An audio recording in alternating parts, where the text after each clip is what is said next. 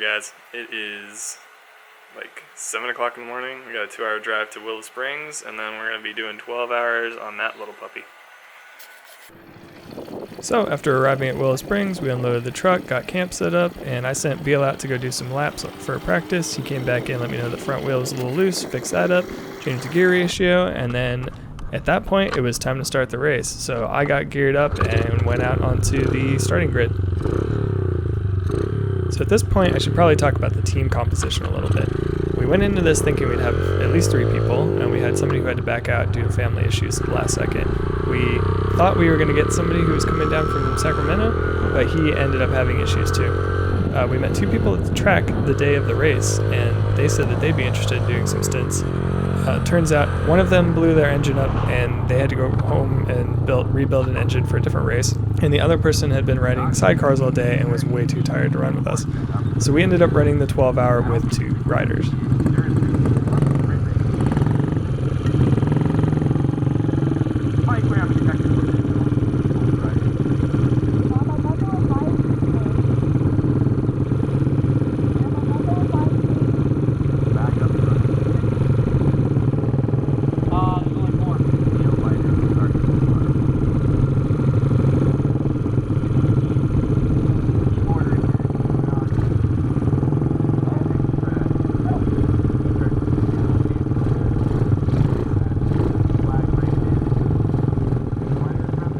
I had actually been pretty confident in our ability to finish this race with a decent result until this moment here.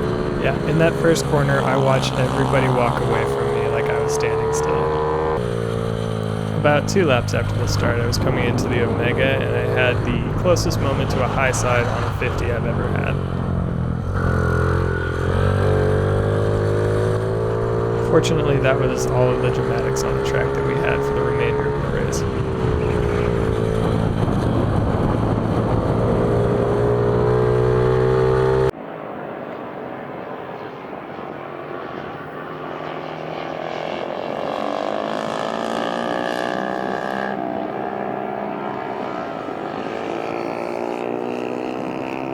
Beal came in a little early from his stint. He noted that the engine was making a little bit more noise. It had started ticking over a bit, and there was a rattle somewhere. So we deftly checked the valves while the engine was still blazing hot. We managed to set them back to the correct spec. The rattle turned out to be chatter coming from the swing arm and the frame.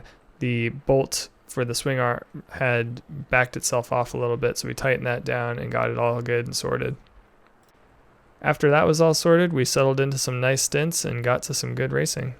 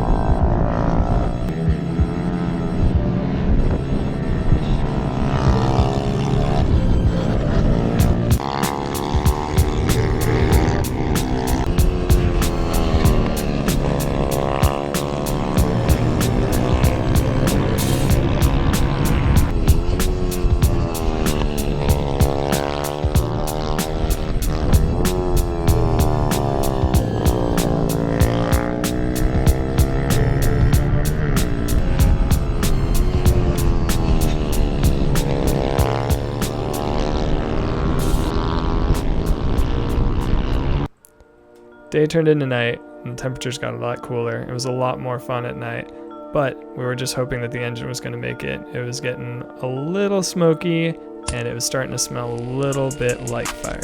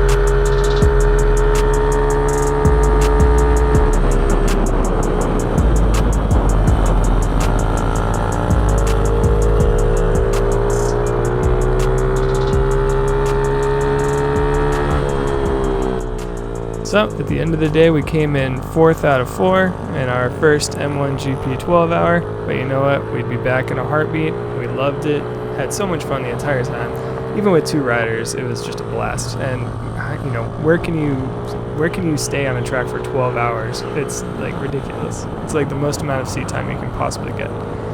Well, I've got a ton of projects left in the garage, so I'll see you back there in the next video. Alright, have a good one, guys.